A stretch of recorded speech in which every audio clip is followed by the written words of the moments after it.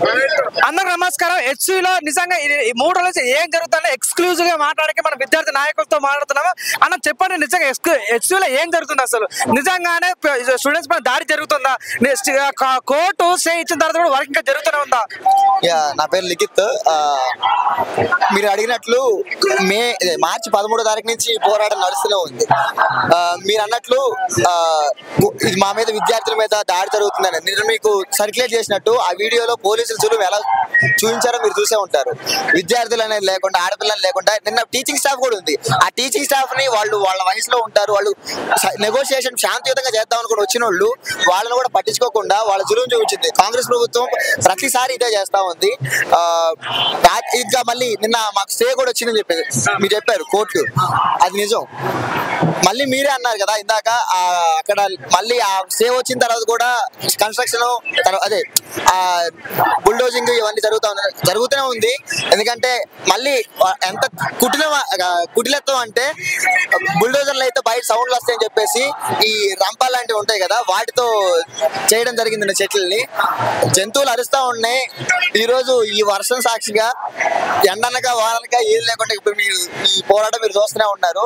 ఖచ్చితంగా గెలుపు మాదే. రేవంత్ రెడ్డి చూసుకో, విద్యార్థులు ఒకటయ్యారు, హమేగానే అక్కడ నడుస్తున్నారు. ఖచ్చితంగా గెలిచి చూపిస్తాం. ఎక్కడ నాకు తెలంగాణ ఇండియా మొత్తం నడుస్తుంది. స్టూడెంట్స్ తరఫున స్టూడెంట్ చిన్న చేతి పడ్డ స్టూడెంట్ కంపెనీ ఎటువంటి ఈగ వాళ్ళని కూడా ఊరుకోమని చాలా మంది చెప్తున్నారు. నిజంగా ఈ మద్దతు చూసుకోక ఎలా అనిపిస్తుంది అన్న?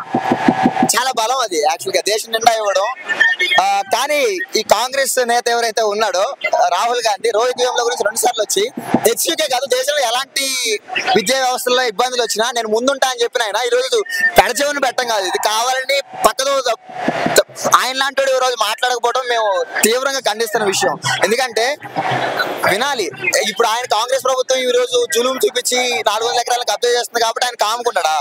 కాదు, అది జరగకూడదు. ఎందుకంటే స్టూడెంట్స్ ఆర్తనాథం మీకు వినపడుతూనే ఉంది, వాళ్ళ పోరాటం మీకు వినపడుతూనే ఉంది. ఆ సపోర్ట్ అందరినీ మేము చాలా హ్యాపీగా తీసుకుంటాను. ఆ సపోర్ట్ ప్రతిఫలమే ఈ పోరాటం అంతా. ఒకప్పుడు పర్యావరణాన్ని కాపాడాలన్న రేవంత్ రెడ్డి పర్యావరణాన్ని ధ్వంసం చేస్తుంటే ఎలా చూడొచ్చు అంటే విద్యార్థి నాయకుడిగా? సో నిజం మీరు ఓట్లేసి కండువా కప్పుకొని మరి ఓట్లేసి గెలిపించారు. సో ఏమనిపిస్తుంది మీకు ఈరోజు? ఆయన చదువుకోలేదేమనిపిస్తుంది. చిన్నప్పటి నుంచే మనకు పర్యావరణం గురించి మాట్లాడుతూ ఉంటారు, సాధు జీవాల గురించి మాట్లాడతారు. నెమలి మన జాతీయ పక్షాన్ని, జింక మన రాష్ట్ర పక్షాన్ని, నెమలి మన జాతీయ పక్షాన్ని, జింక మన రాష్ట్ర జంతువు అని, ఇవన్నీ మనకు చదువుకోలేదనిపిస్తుంది.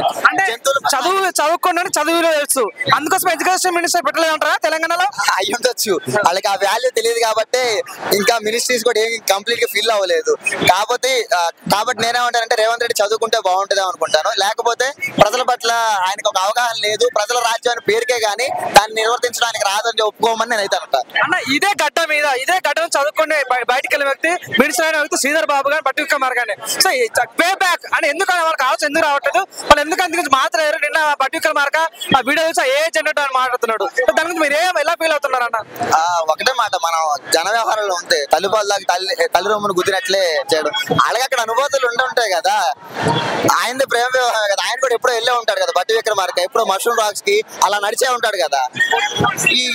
వీళ్ళ వ్యవహారం చూస్తే వీళ్ళు చదువుకున్నారా లేకపోతే డబ్బులు వెనకబడుతున్నాయి కదా అని చెప్పేసి ఉండడం, అది ఎక్కడా కూడా నాకు సెన్స్ అనిపించట్లేదు. ఆ మనుషులు వయసు వచ్చిందే కానీ బుద్ధి ఇంకిత జ్ఞానం లేదు వాళ్ళకి.